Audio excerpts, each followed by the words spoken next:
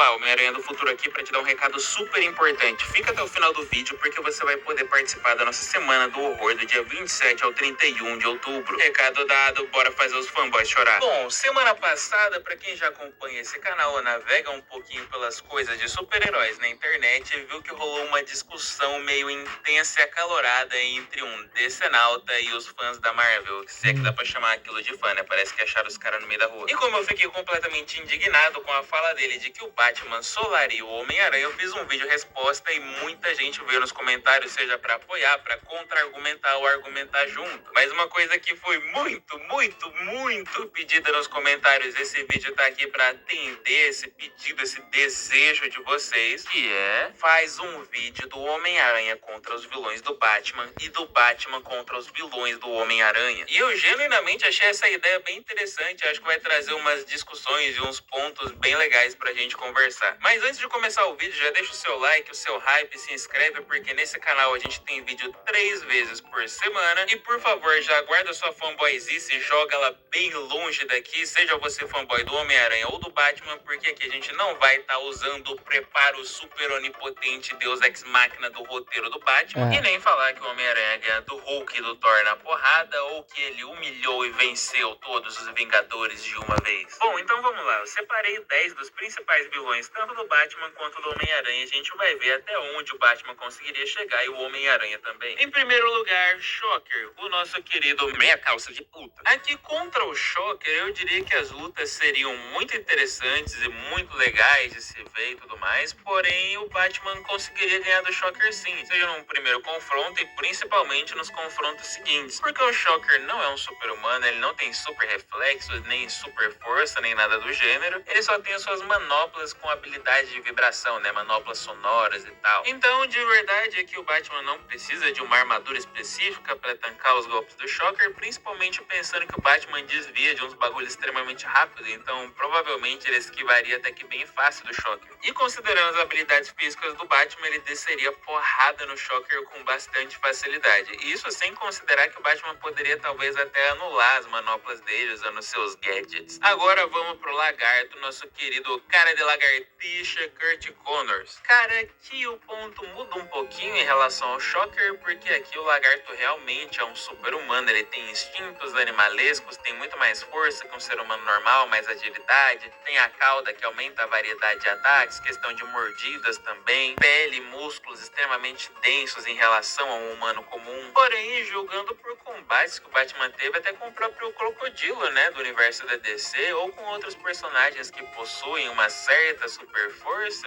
eu acho bem improvável que o Lagarto venceria o Batman. Pelo menos o Lagarto padrão, né? Conforme ele vai evoluindo, ele bate até de frente com o Homem-Aranha. Mas o Lagarto padrão, eu acredito que o Batman também conseguiria ganhar. Isso se o Batman não pegasse o sangue dele e fizesse uma cura. Agora indo pro Rhino. Aqui, cara, o principal problema é que como o Batman não tem super força, considerando que ele não vai ter uma armadura divina, ele vai ter muita dificuldade de causar dano no Rhino, porque ele é meio que parcialmente vulnerável a humanos, vamos dizer assim. O Peter consegue ferir ele na porrada porque o Peter é ridiculamente forte, o que já não é o caso do Batman. Então, assim, teria que ser muito na base de equipamentos e tal, estratégias, igual o Homem-Aranha usou estratégia pra vencer o Juggernaut. Mas eu também dou a vantagem aqui pro Batman porque ele já lutou contra personagens com peles e couraças extremamente resistentes e que tenham super força. Então não acho que seria impossível o Batman ganhar do Rhino, só ia ser um pouquinho mais puxado. Agora a gente chegou no Mistério. O Mistério ia dar umas lutas muito interessantes, o Batman lidando com questão de ilusões, tal, efeitos especiais e tecnologias, mas claramente o Batman ia ganhar com uma certa facilidade do Mistério. Nem o Homem-Aranha apanha do Mistério, então quem dirá o Bruce, que é um estrategista absurdo e que tem um nível de análise de batalha muito alto, muito acima da média. Então ele com certeza ia começar a perceber as ilusões e iria descer o cacete no cabeça de aquário. E agora chegando na metade, Doutor Octopus. A partir daqui eu já considero que o nível de ameaça dos vilões começa a aumentar. Porque o Doutor Octopus, mesmo que ele seja um velho geriátrico gordinho com cabelo de gelinha, graças aos tentáculos, o Doutor Octopus ganha muito ponto no fator de imprevisibilidade, porque ele vai ter 4 braços de metal extremamente extensos e rápidos que, dependendo da versão, atira laser, tem espinho e pode carregar até caipirinha. E eu tô falando isso ainda desconsiderando o intelecto dele, porque ainda tem as invenções, upgrades, planos. Então eu diria que a partir daqui o Batman começa a levar uma canseirinha meio puxada. Então assim, o Dr. Octopus tem sim potencial para ganhar do Batman. Ainda mais se o Otto usar a sua tecnologia mais perigosa, que é conhecida como pegar a tia do seu inimigo. Mas ainda mantém a possibilidade do Batman conseguir ganhar dele. Mas ele vai perder umas vezinhas aqui e ali.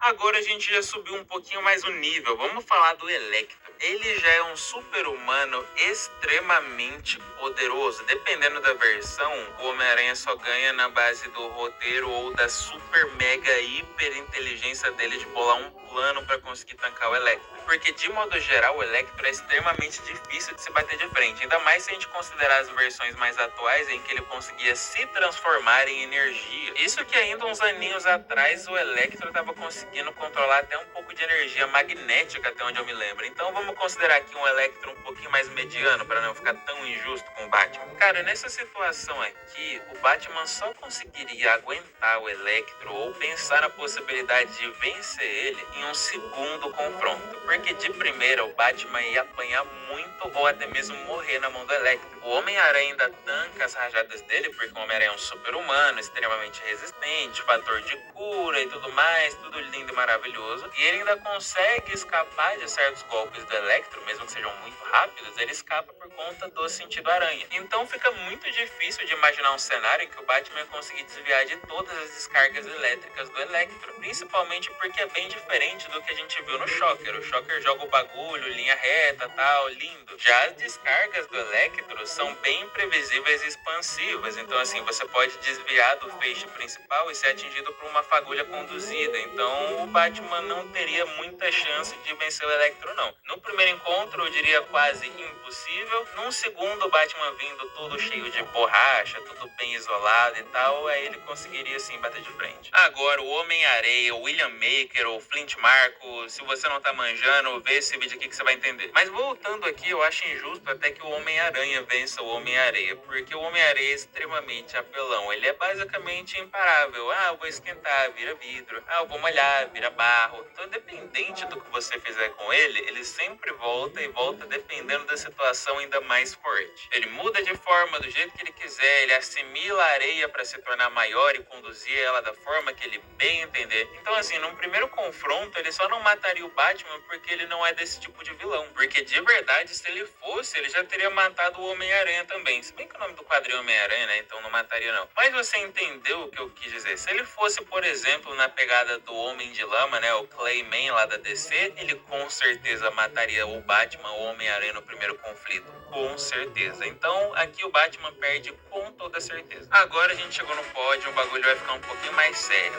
Venom. Venom Ed Brock. Aqui, cara, a gente tá julgando primeiramente que o Batman não conhece esses vilões e não conhece a fraqueza deles. Então, se o Batman não sabe que o Venom é vulnerável a fogo e nem a vibração, no primeiro contato o Venom vai descer a porrada no Batman de formas inimagináveis e o Batman não vai conseguir tancar o Venom de forma nenhuma. Ai, mas o Batman é muito bom nas artes marciais. Maravilha, o primeiro golpe que ele tenta dar no Venom, o Venom segura ele ou com as próprias mãos ou com um tentáculo de simbionte e bate a cabeça do Batman no chão. Ai não, mas o Batman tem vários gadgets que vão ajudar ele a conseguir sim. Tá bom, vamos lá. Batarangue, dano zero, gancho, dano zero também, bomba de luz ou de fumaça, dano zero também. Se o Batman tiver, por alguma coincidência, algum explosivo de verdade, ele realmente pode causar algum tipo de dano no Venom, porém o Batman normalmente não anda com isso ou anda com baixa quantidade. Então ele ia conseguir dispersar o Venom por alguns minutinhos e o Venom ia voltar, regenerar e matar o Batman. Então tem muito essa questão do fator imprevisibilidade que o simbionte carrega pelo corpo dele ser completamente livre para alteração.